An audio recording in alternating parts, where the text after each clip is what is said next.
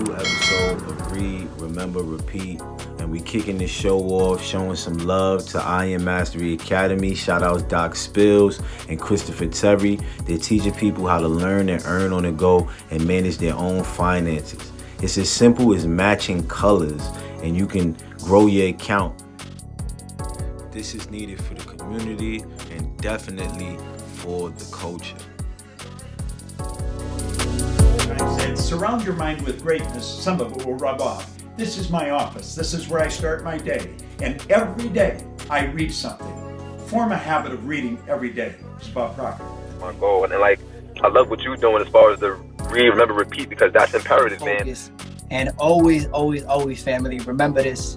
Read, remember, and repeat. Family, we are back. What a beautiful Monday. How y'all feeling tonight? I hope everybody is having a phenomenal night and your day was amazing. Y'all already know we started a new book today, Strength Finder 2.0 by Tom Rath. And we are on the second chapter. So we moving pretty good with this book. And I want y'all to get this sauce, man. Let's do it. The Strength Zone. Over the past few decades, Gallup has studied how talent can be applied in a wide variety of roles, from housekeepers to chief executives and from clergy members to government officials. We've researched almost every major culture, country, industry, and position. The good news is that we have found great examples of heroes who are soaring with their strengths in every single role. Across the board, having the opportunity to develop our strengths is more important to our success than our role, our title, or even our pay. In this increasingly talent-driven society, we need to know and develop our strengths to figure out where we fit in. That being said, across all areas we have studied, the vast majority of people don't have the opportunity to focus on what they do best. We have surveyed more than 10 million people on this specific topic, and approximately 7 million are falling short. What happens when you're not in the strength zone? You're quite simply a very different person. In the workplace, you are 6 times less likely to be engaged in your job. When you're not able to use your strengths at work, chances are that you dread going to work, have more negative than positive interactions with your colleagues, treat your customers poorly, tell your friends what a miserable company you work for, achieve less on a daily basis, have fewer positive and creative moments. Beyond the world of work, there are even more serious implications for your health and relationships if you're not in the strength zone. And Gallup's research has shown how a strength-based approach improves your confidence, direction, hope, and kindness toward others. So why isn't everyone living life with a strength approach? One big problem is that most people are either unaware of or unable to describe their own strengths or the strengths of the people around them. Your themes of talent. Most people think they know what they are good at. They are usually wrong, and yet a person can perform only your strengths. Business guru Peter Drucker. In the mid-1960s, my late mentor and the father of strength psychology, Don Clifton, realized that we already had countless languages for describing what's wrong with people.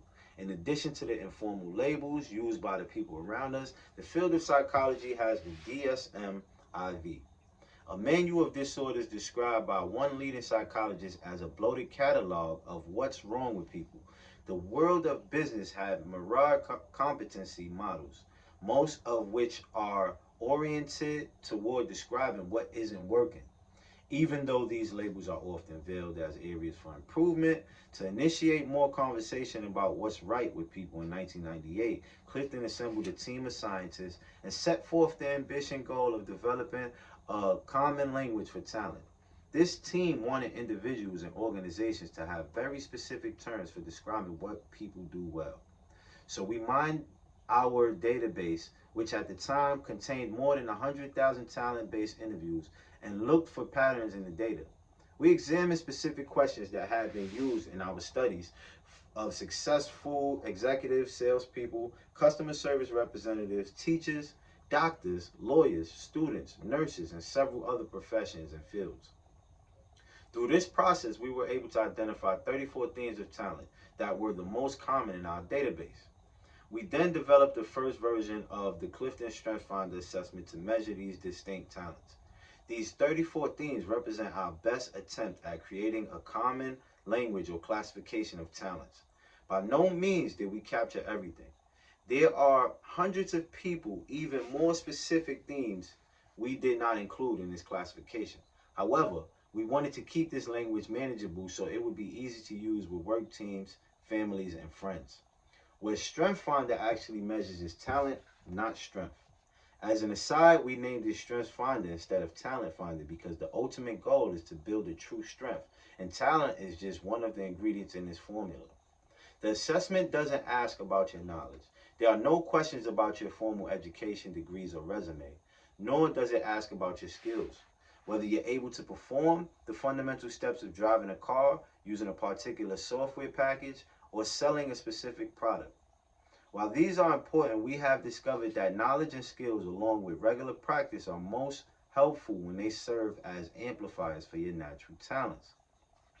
When you take the assessment, you have just 20 seconds to respond to each item.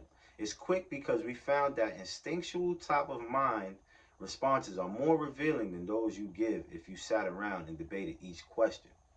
Essentially, the instrument is attempting to identify your most intense natural responses, which are less likely to change over time. A recipe for strength.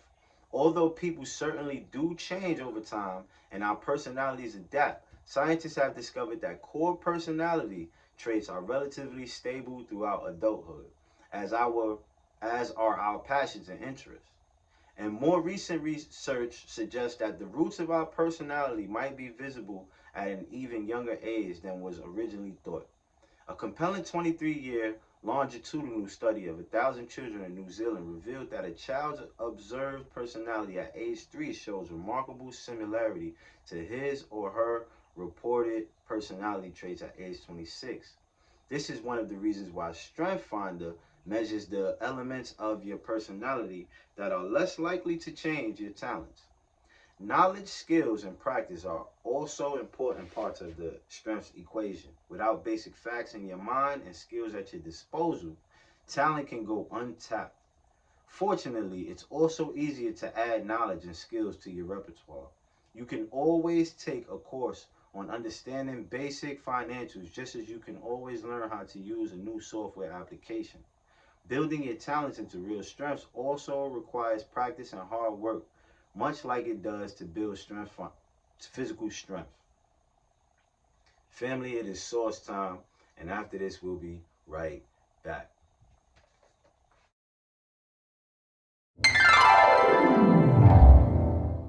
How many of you have been the opposite? You read something, you get to the end of the page, and then you forgot what you just read. And you go back and you reread it, and you still don't know what you just read, right? And that's a big problem, right? Because you're wasting your most valuable asset, which is your time. And the key to reading comprehension is asking more questions. If you read a page in a book, get to the end, and not get anything out of it, it's because you're not asking questions, because questions are the answer. Questions are the answer because ask and you shall receive. I never just pick up a book and start reading it. I never do that. I never just listen to a podcast. I put myself in a state where I'm going to be more receptive to it. And I'm going to ask you to take a lot of notes here, and I'm going to give you like a really big download. So when you're taking notes, I'm going to ask you to do something new. So I'm going to ask you to put a line right down the page.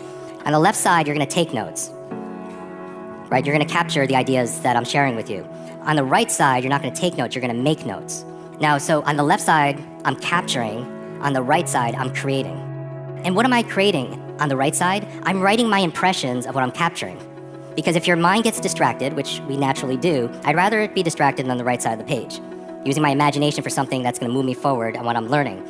Now, there are 3 magical questions you want to ask yourself and capture on the right side of the page. I ask myself, how can I use this? Now, it's so basic, but I like to make the things that are going to give you the highest return, I want to make them as simple as possible so you do it. How can I use this? And this is your creativity. You're listening to me as I speak here and all the other speakers, and you're asking, how can I use this? Because you have a dominant question you ask all the time, and it's been imprinted on you since you were a child. And so on the right side, I'm thinking about questions like, how can I use this? And this is like, oh, there's one way I could use it, another way, another way. The second question I obsess about, and I would capture on the right side, why must I use this? Because if it's not a must, you're not going to do it because you have plenty of other things to do. And you know what a question I ask a lot of is like, who's counting on me to win today? You know what I mean? Because some of you, and I bring this up because some of you really will do more for other people than you will for yourself. So knowing that about yourself, self-awareness is a superpower, then tap into that. You don't have to change it, tap into it. Who's counting on me to be at my best? And then you're more likely to do it. And the reason I know this is because when I was driven so much, it was really my family who I wanted to make proud. We all have our reasons, right? Reasons reap results. And even remembering people's names. If you don't have a reason to remember their name, you don't. And I bet you the names you remember are people that you have some kind of intention. You're attracted to that person. They could be good for your business, right? There's some kind of motivation that's there. So find your motivation in your reading, because if you're not motivated, you're not gonna read very well. Is that fair? And the third question I ask when I'm reading something is, when will I use this? So 3 questions. How can I use this? Why must I use this? When will I use this? 3 powerful questions that lead to something which I think the #1 productivity performance tool there is your calendar. Because a lot of you say you want to work out, or you want to meditate, or you want to do this self-care, and you know self-love and self-care is not selfish, and you know all this stuff, but how does your daily calendar reflect that? So when I'm taking notes, when I'm reading, I'm thinking those 3 questions. Otherwise, you'll just read a page, and you're like, okay, 5 pages, great. Nothing happens. Nothing's different in the world because of that. All you did was invest time. And so you're no better off than somebody who's illiterate. Is that fair? If you're not going to use what you're learning, you're no better off functionally in your life in terms of results than somebody who can't read at all. Because the 7th habit of highly effective people by Stephen Covey is what? Sharpen the saw. Really good. Sharpen the saw. If you have all this wood you need to cut, and we have metaphorical to-dos and everything else, but you have a saw with a dull blade, it makes no sense to suffer and struggle and stress trying to do that if it's not sharp. And that's what people are doing with their reading. You're reading probably pages, probably dozens and dozens of pages of books a day as it is, through texts, through blogs, through Instagram descriptions and everything. So you're reading, you just have to choose and be more selective what you're putting in here. Information, that's good, right? But sometimes you can listen to a podcast, it's a lot of information, but there's no inspiration to use it. Fair? But sometimes you can listen to a speaker or learn something and it's inspiring, but you don't know what to do. Right? Is that fair? So you have information, you have inspiration, and then you have implementation, where you're doing it. And I feel like when you get all 3 I's together, you have the most powerful I, which is integration. That's my goal for all of you, is that when you read something, you listen to something, you learn something, it becomes part of who you are. It's integrated.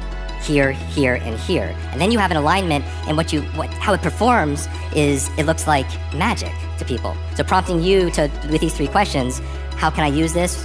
Why must I use this? When will I use this? And then it's in your calendar, and then it's gonna happen. Just like that appointment at your doctor's appointment, or a meeting with your investor, your top client, or whatever, and you gotta treat that time as the most important time, because if you can't do it for yourself, you're not gonna be able to do it for anybody else. And we are back, family. Ready to get right into this book, Strength Finder 2.0. Let's get it. Building your talents into real strengths also requires practice and hard work, much like it does to build physical strengths. For example, if you are born with the potential to build large biceps, but you do not exercise these muscles regularly, they will not develop. However, if you do work equally as hard as someone without as much natural potential, you are likely to see much greater return. But adding raw talent is a very different story. While it may be possible with a considerable amount of work to add talent where little exists, our research suggests that this may not be the best use of your time. Instead, we've discovered that the most successful people start with dominant talent and then add skills, knowledge, and practice to the mix. When they do this, the raw talent actually serves as a multiplier. Talent times investment equals strength. Talent, a natural way of thinking, feeling, or behaving. Investment, time spent practicing developing your skills and building your knowledge base. Strength, the ability to consistently provide near perfect performance. Talent times investment equals strength. Talent times investment equals strength. This brings us back to Rudy Rudiger, a classic example of hard work offsetting the lack of natural talent to reach a base level of competence. While Rudy might have scored a perfect 5 on a 1 to 5 scale for investment, the time he spent practicing and building his knowledge and skills, let's assume he was a 2 on the talent scale. So his maximum potential for building strength in this area was only 10, 5 times 2, even when he scored as high as possible on the investment scale. And it is likely that Rudy had teammates for whom the inverse was true. They were a 5 on talent and just a 2 on time invested, which is clearly a waste of talent. And once in a while, you see a player like former Notre Dame great Joe Montana, who had abundant natural talent combined with hard work and the right development opportunities. This combination of a 5 in both areas, which yields a total score of 25 compared to Rudy's score of 10, is what can elevate someone to an entirely different level. Even though we recognize that everyone is different, all too often we give only surface attention to this crucial insight. It is relatively easy to describe our acquired expertise, but most of us struggle when asked to describe our natural talents. If you find it difficult to name all of your talents, take a step back and you'll see the talents often have something in common, a theme that connects them. Some talents, like natural tendencies to share thoughts, to create engaging stories, and to find the perfect word, are directly connected to communication. That's what they have in common, their theme. So to begin thinking and talking about them, we can call them communication talents. Other talents, such as natural dependability, sense of commitment, and avoidance of excuses, have a responsibility theme, so we identify them as responsibility talents. This theme language gives us a starting place for discovering our talents and learning even more about our potential for strength. Managing weaknesses. In any occupation or role, it's helpful to know your areas of lesser talent. That's especially true if the demands of your job pull you in that direction, as your lesser talents can lead to weakness. As you study the descriptions of the 34 themes, see if you can identify a few areas in which you are clearly lacking in talent and have little potential to create a strength. In many cases, simply being aware of your areas of lesser talent can help you avoid major roadblocks. Once you're able to acknowledge, for example, that you are not great at managing details, it opens several doors for working around that lesser talent. The first question to ask yourself is whether it's necessary for you to operate in your area of lesser talent at all. If it's possible for you to simply avoid doing detail-oriented work, by all means, move away from this area. Of course, most of us don't have the luxury to simply stop doing necessary tasks just because we aren't naturally good at them.